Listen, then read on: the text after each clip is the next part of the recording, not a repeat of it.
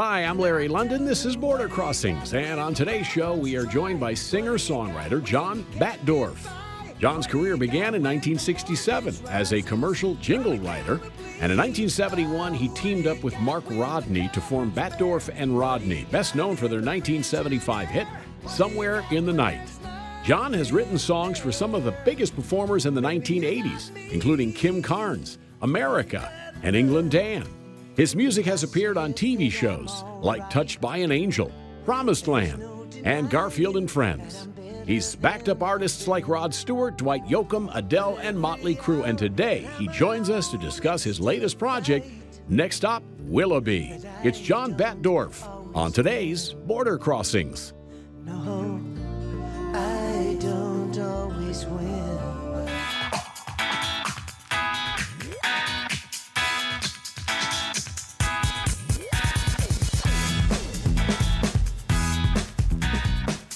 Hi, I'm Larry London. Welcome to Border Crossings. Today on the show, we would like to welcome to our studios a gentleman who's been on tour for many years as a part of Batdorf and Rodney, but today we have the solo John Batdorf in our studios, recording solo music these days. His new album is called Willoughby, and he's here in Washington, D.C. Welcome to the Voice of America. Great to be here. Thank you. Batdorf, where's the origin of that? Is that German? German, That's yes. what I thought. Batdorf. Yes. You ever been to Germany? I have not, but I have begun to meet a lot of Batdorfs. They come to my gigs now. They come to and say, guess what? We're related. Yes, and they also bring me Batdorf and Bronson coffee. I don't know what that is, but that's my new thing.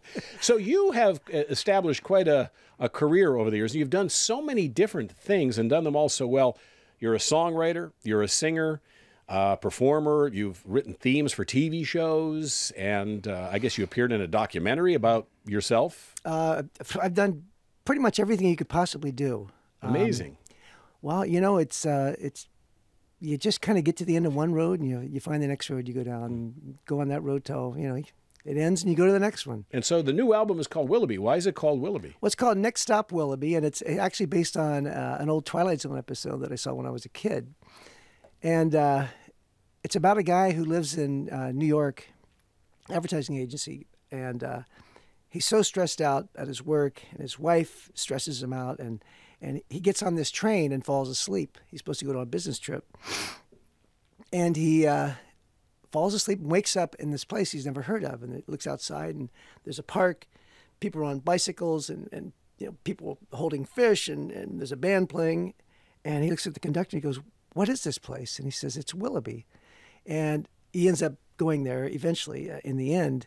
And so my wife and I lived in Southern California since I've been there since '67. She was born there, and she also loved that show. And when we found our new home, which is now in Central Oregon, and we live in a place called Eagle Crest, and it's the most beautiful place. It's a 2000 home planned community. And when we drove up to this place, which is out kind of in the middle of nowhere, I looked at my wife and said, "This is Willoughby. We found Willoughby." So eventually I wrote the song about it. Wow, to get a name for an album, get inspired from the Twilight Zone? Yeah, and I just did a video up there, and we have some opening clips from the Twilight Zone on there from just to make sure people knew what it was about.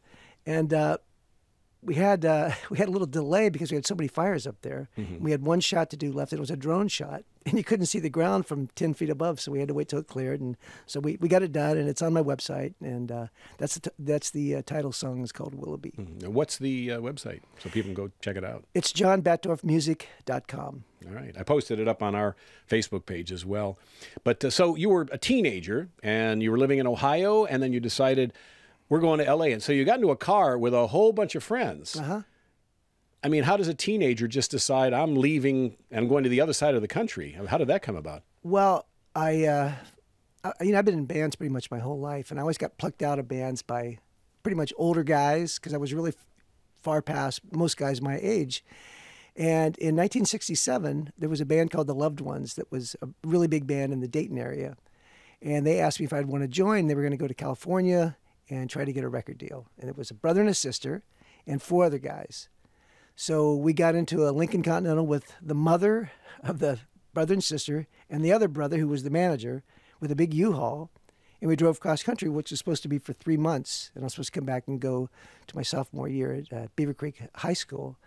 And when I got there, I knew that's where I had to be. So I told my mom I wasn't coming back. Wow. And I bet you had $25 in your pocket. I've heard that story.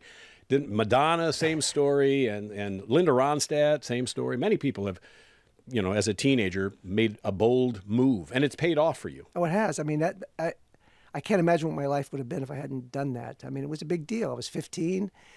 The band broke up, and so we had no supervision. I just kept telling my mom I'll go to school, and, you know, I'm living in really good conditions, and I'm eating well, and none of it was actually true. But, I mean, 3 years later, I had my deal with Atlantic for Batdorf and Rodney. So, you know, it's just the path you follow. It could have been a dead end, but it wasn't. It turned out to be a really great road. And how did you meet Mark Rodney? Well, by chance, we were, I lived with I had a runaway girlfriend from Las Vegas. She was 16 and a half. I was 17 and a half. That's when we called halves, you know, we were 16 and a half. And so we lived together for about a year and a half, and I worked as a waiter to pay the bills, but I was still doing music at night. And I told her, I said, you know, really can't do this anymore. I have to do music full time. So she goes, well, why don't we move to Las Vegas and move in with my parents, the one she had just run away from a year and a half ago. And so I knew that they were Jehovah's Witnesses. And I thought, well, okay, we'll see how that goes. So we drive there and pull up, and, you know, it probably wasn't the catch they'd hoped for. Right. But they were happy to see their daughter, and she was safe. But I won them over by singing for them. They had cocktail hour at 5 o'clock, and I'd sing songs for them. Then all of a sudden I was okay. So I got this gig at the University of Las Vegas, and I worked in a coffee shop. I worked behind the counter, sold drinks on the breaks, and then played 4 sets a night. And this guy kept coming in. And he was a really kind of a shady-looking guy, and it turned out he was Mark Rodney, and he kept wanting to jam with me. And I said, you know, I don't want to jam with anybody. I'm a solo act. I've had it with bands. So finally we jammed one night. And it was really an unbelievable night. The chemistry was there. Yep. So I said, look, I got all these songs, man. So we spent the whole summer in 1970 working on my songs. And then by the fall, we were so tight and so ready. I said, we need to go to L.A. and we need to try to get a hold of Ahmet Ertegun, who I knew from Atlantic Records, and trying to get an audition with him. So we went to L.A., and we slept on the floor at this guy's house. It wasn't even his house. It was somebody else's house. And I picked up the phone, and I called the Beverly Hills Hotel where Ahmet stayed. And he picked up. And I said, hey, Ahmet, this is John Batdorf, and I got this new thing I'd love you to see. He said, oh, come on over tomorrow. So we went over there at the Beverly Hills Hotel, this bungalow, and it's in the front room. He was signing the Stones to the record deal at that time. Wow. And so all the other people got pushed back in other rooms. So we were back in this bedroom waiting for Ahmet to come in. It was like a doctor's office, you know. And so he comes in, and we start playing the song "Oh My Surprise," which is the first song on the first Batdorf and Rodney record. And he literally jumped up off the bed and said, I want to sign you. I want to sign you. I want to take you to Muscle Shoals, and I want to produce the record. So we thought, okay, that was good. So wow. That's how it started. And That's we went down to Muscle fantastic. Shoals and cut this great album with these great players, and just kind of been moving forward ever since. Well, maybe you can play us a song now so we can hear what it sounded like back when Ahmet Ertegun got to hear you in his hotel room. Yeah, you know, it is different, you know, and that's why I love doing small little unplugged shows, because it really is like stripping it down to the basics. Right. So I'd like to do a song. I've been married to my wife, Melanie, for 44 years now. Wow. Congratulations. And, thank you. And this is one of the first solo songs that I recorded on my very first solo CD. And it's about finding your perfect match. It's called Me and You. 2 nights, 1 dream, 2 days with 1 awakening. 2 minds learn something new, where there's just one, me and you. 2 hearts, 1 beat, 2 try to make someone complete. 2 think 1 thought is true, where there's just one, me and you. Never thought that life was adding up too much, traveling the solitary path. Well, I was so divided till I felt your touch, and then I learned love's new math. To sing one song, to find one place where they belong, to see one awesome view where there's just one, me and you. Some things are forever, some are tried and true. Some things just define how it should be. Some things never change, like one and one are two. And there's just one, you and me. Two flowers, one vase, two lives lived as one, because two souls know one thing's true, where there's just one, me and you. More than all the stars in the skies above, we can count the ways that we can count upon our love. Well, no one would ever feel down if they had what we have found. Two words describe one heart that no one can divide. Two words defining love that's true. Well, those words, me and you. Two smiles, one laugh, to feel they found their other half. Tonight, one love shines through, where there's just one, me and you. Where there's just one, me and you, me and you. Sounding great. Oh, thank you, man. John Batdorf, live here in our studios on the Voice of America.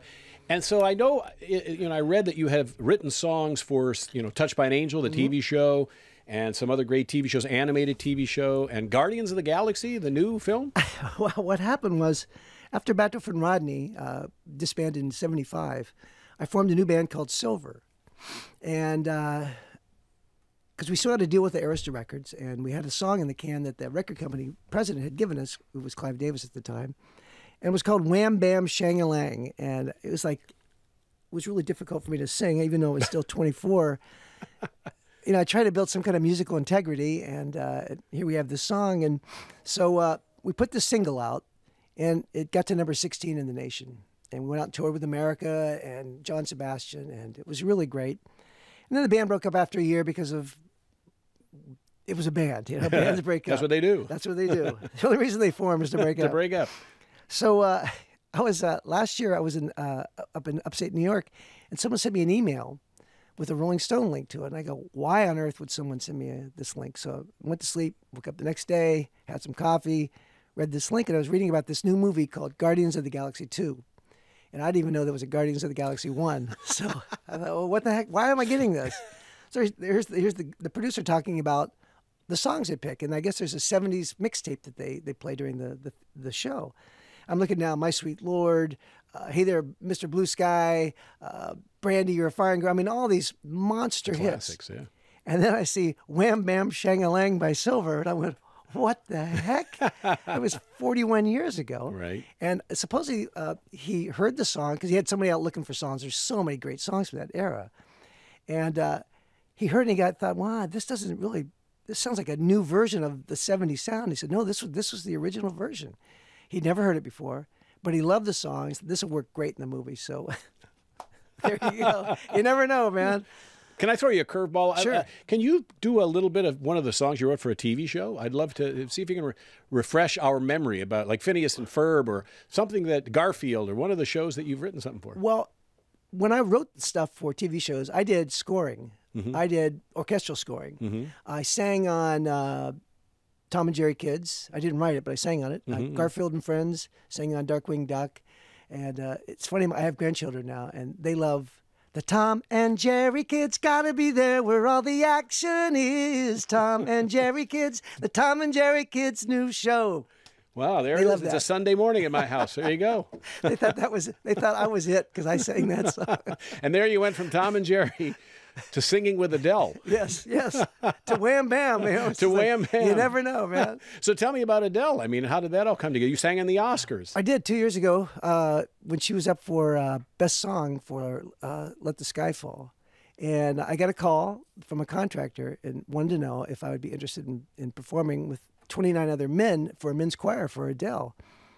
I go, where do I sign? Yes. So we rehearsed all week and we went there, and it was really an unbelievable experience for me. I mean, I've done so many different kind of things, and to be on stage at the Oscars, and we weren't allowed to take pictures. I wish I would have, though. It was so Sure. magnificent. We were behind these crystal curtains, and her band was right in front of us.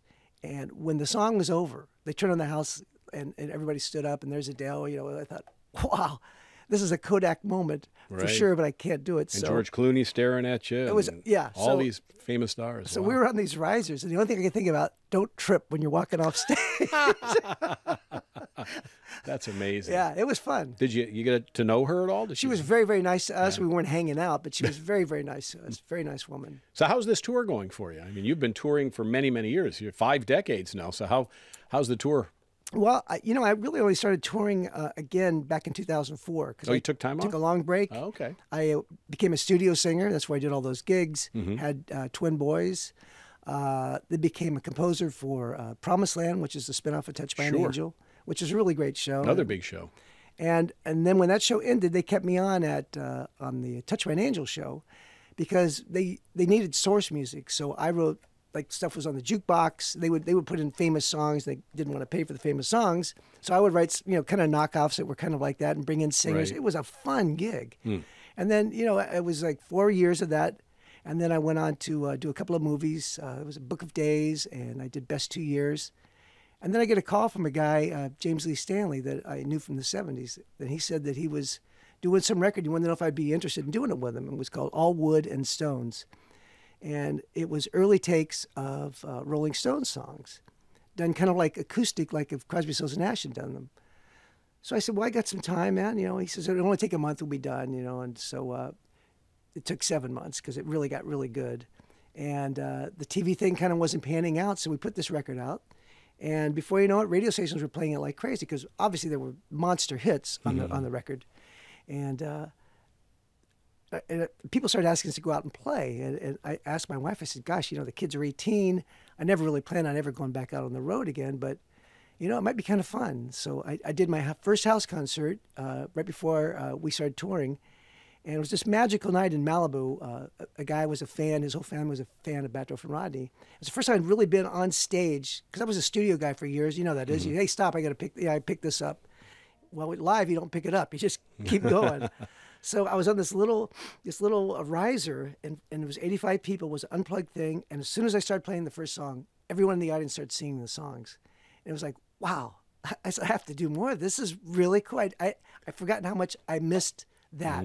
Because you become such a technician, and Right. you don't have the human contact thing. So started doing it, and so here we are 13 years later, and I'm still out there playing. And That's great. yeah, it is great. Well, the music business is happy to have you back, and John Batdorf is in our studios. Would you do another song for us? Yeah, I would like to tune up here for you. In 2006, I found out that one of my sons was addicted to methamphetamine. And we had lost all touch with him, the relationship that we've been there every step of the way with them, and we thought as parents we did everything right. I was a baseball coach because I was at home. I was working at home. I did a baseball coach for them for 10 years, which is really 20 seasons. My wife was always active in the PTA, stay-at-home mom. And then this happened, and we were from the Summer of Love '67 era. That's when I went to California. So I thought, well, we should be able to handle this thing. Well, we couldn't. It was way beyond, and the relationship was so diminished. And we had this idea that I remember when I was a kid, when I didn't have parents, I used to listen to all these great songwriters of that era and learned a lot about kind of what I wanted to be as a man when I grew up and what path I would take in life. And I thought, I know it's a million years later, and but what if what if there was a song written for him to let him know that we know what he's going through? So we wrote this song called I Don't Always Win. And I picked him up, got in the car with him, and I said, hey, I got this new song I just wrote, not saying anything about what it was about. And there was this kind of this magical moment where you could tell like one of the bricks had fallen out of the wall, because he knew exactly what it was. And it was just to reach a kid, a millennial, with a song where he probably has heard this stuff from counselors or other people. Hearing it in song was so powerful. So my songwriting partner and I, Michael McLean, we made this album called Soundtracks to Recovery. And we thought that if my son can be effective, there's got to be others that this could reach. And I know it's not for everybody, but if it works for one person, 10 people, it matters. So we had people who really liked the idea donated a website to us. It's called, it's the number 2recovery.org, where we talk about the project. We have music videos, and we offer the music for free to anybody that would like to download it. And Michael and I play at recovery conferences, and we think, and we talked about it in the video on the website, that we think that we met 23 years ago to make this project. We just didn't know. Because a lot of the songs we wrote, we wouldn't even know where we were writing songs. We just loved writing songs. But what are we going to do with it? Right. Well, we found out. So this is the first song called I Don't Always Win.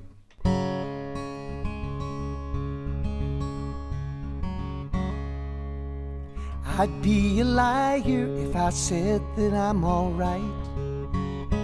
There's no denying that I'm better than I've been. But every hour I'm alone, it's still a fight that I don't always win. No need to tell me what will happen if I lose. I know the hell that will await me once again. But it's a battle, that's the reason for these blues, that I don't always win. No, I don't always win. Such a sweet companion when I feel abandoned, keeps poisoning this canyon called my life. So where will you be when I go another round? Have you decided yet whose corner you'll be in? If it's a champion you think you might have found, well, I don't always win. Still that sweet companion when I feel abandoned, keeps poisoning this canyon called my life. Yeah.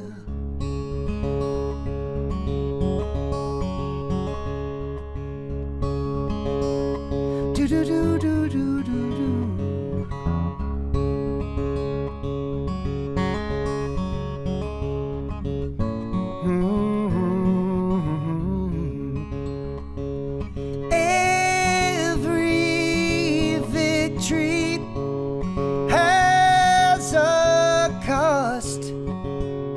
If I think I'm winning, I've already lost. I'd be a liar if I said that I'm all right. There's no denying that I'm better than I've been. But every hour that I'm alone, it's still a fight that I don't always win. No, I don't always win.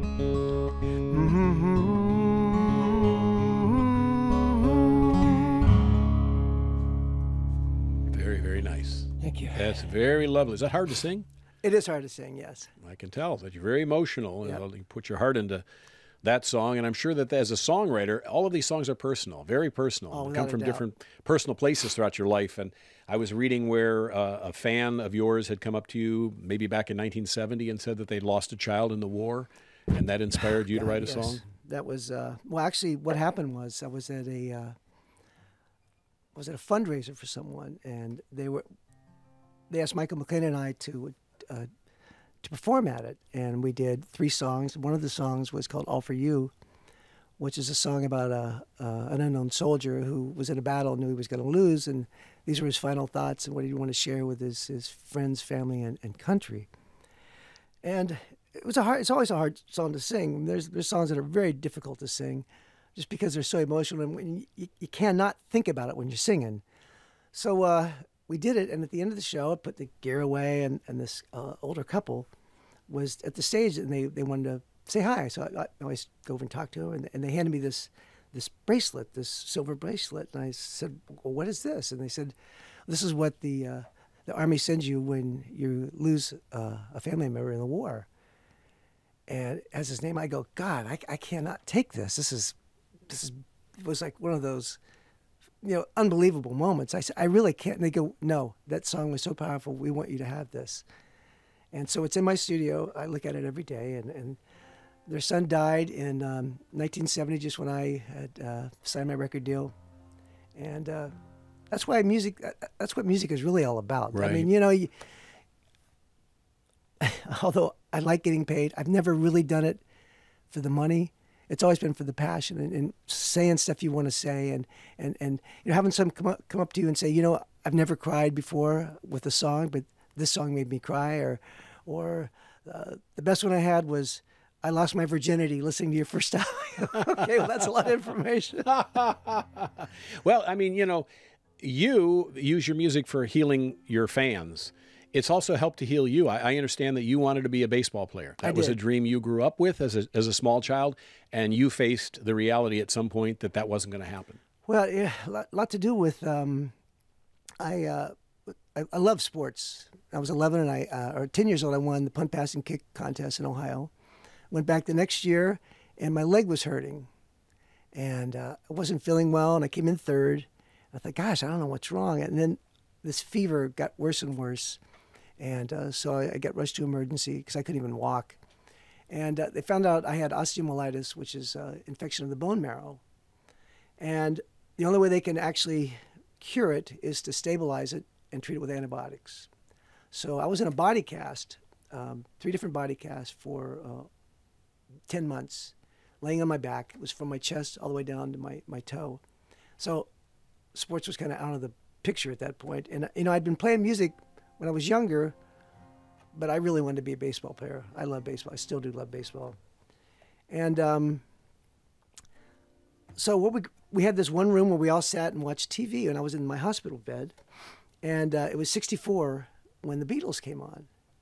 And I'd heard a little bit of the record, and my dad always wanted me to be a country musician. I said, that's really kind of not me. So I saw them on TV, and I thought, well, I could be that kind of musician. And so from that point on, all I wanted to do was write songs. And so a few years ago, I wrote a song for my album that came out in 2015 called Beep Beep, which is a kind of a tribute to the Beatles. And it's funny, I was sitting there, I always write with a guitar lick first, and I get a melody, and then I think, what's this about? And I kept listening and listening, and I heard this first line, "I got the fever back in 1964, ain't felt nothing like it since, nothing like it before." I go, I know what this is about. So if you like, I would like to close with that. That would be great.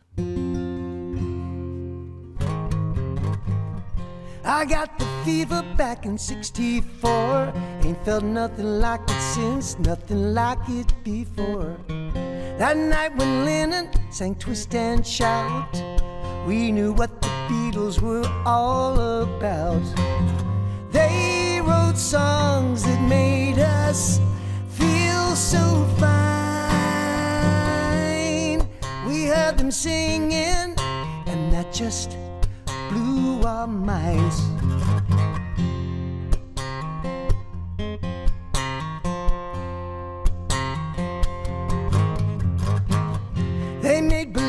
pictures of us all that night. We let go when they sang Hold Me Tight. These boys could write, these boys could sing, these boys could play almost everything. They'd sing their songs that made the young girls scream and cry. So all the boys bought a guitar and tried to sing real high. Beep, beep, beep, beep, yeah. Beep, beep, beep, beep, yeah. Beep, beep, beep, beep, yeah. Beep, beep, beep, beep, yeah.